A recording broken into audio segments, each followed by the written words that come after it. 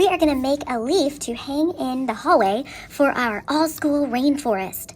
You can make any kind of leaf you want, but I do have a bunch of stencils that you can choose from to make a rainforest leaf. These are leaves that live in the Amazon rainforest, but you might have seen leaves like this on houseplants or other plants that you've seen other places, because these plants can live in other locations. So you're gonna get a piece of paper and you are going to choose a leaf. You can draw your own leaf, or you can put one of these leaves on here. Make sure that the leaf fits all the way on the paper. If it's like this, you are going to be missing part of your leaf. If you trace that and cut it out, it's gonna look like part of the leaf is missing. So make sure you turn it so it fits all the way on there. Some of them are kind of tricky to fit, because if you do it one way, it might seem like, oh gosh, it's not fitting, but somehow we can try to get it on there. So if it's going like this, oh, it's not fitting, well, maybe I need to turn it another way. It's almost like a puzzle. How does it fit on this paper? So let's try this one. Let's see if I can get this one to fit. Oh, yep, there we go. It fits on there. So I'm gonna make this leaf. This is called a monstera plant, and I actually have one of these at my house. It's really an interesting plant because it comes out all curled up like this, and then it pops open into a giant leaf like this. And some people call it a Swiss cheese plant because it has these little holes in there.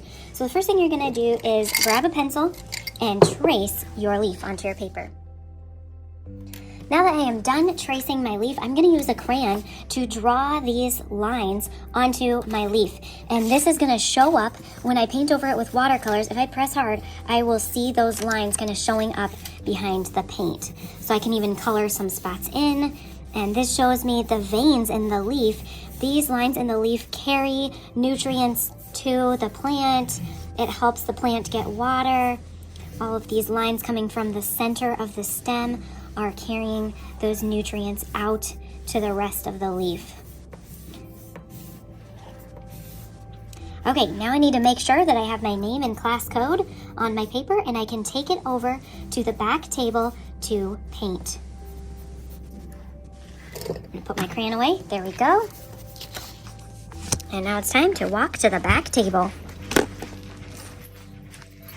At the back table, we have several things. We have a little spot where we can spray on some paint, and we also have these giant watercolors over here. These big brushes are loaded up with liquid watercolor, and you can paint over your leaf like this, and you can even use both colors if you would like to give it a fun effect. You don't need to paint this entire paper. You just need to make sure that you paint all of the spots that your leaf is touching on the paper. Okay, there we go. Now I am done painting this, so I'm gonna scoot down and make some space for other people. And then I'm going to use these little spritzer bottles to add some interesting colors to my work. I'm gonna shake it up and lift it really high so that I can get a big spritz onto my leaf. I need to have it really far away. There we go. Try another color.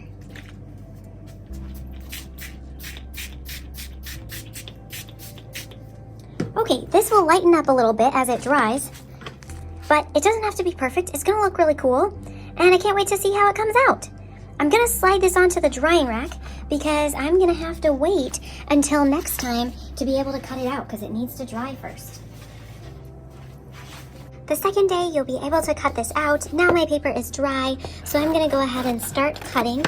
Some of the tricky parts are getting inside of the leaves, but if you can't turn your scissors, like this spot was pretty easy to turn, but if you have a piece where it's really hard to get in there and turn the scissors around like this, you can come back to the outside of the paper and cut towards the spot that you already cut, and that way you can cut this piece out a little easier.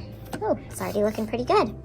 I've got these little holes in the middle of this one because I chose to do the Swiss cheese plant called a monstera. So I'm gonna need to fold my paper a little bit, do a little snip, and then open it up and use that hole to get into this spot. Oh, it's really tricky to do. There we go. It doesn't have to be perfect. This is going to be in our all-school rainforest in the hallway, but if it's not perfect, that's no big deal. It's probably not going to be that noticeable because everything is going to come together to make a really amazing rainforest effect. Some people's leaves are going to be overlapped with other people's leaves a little bit, so don't worry about it if you have a spot that's not perfect. it's really not going to be that noticeable. All right, let's get the rest of this thing cut out.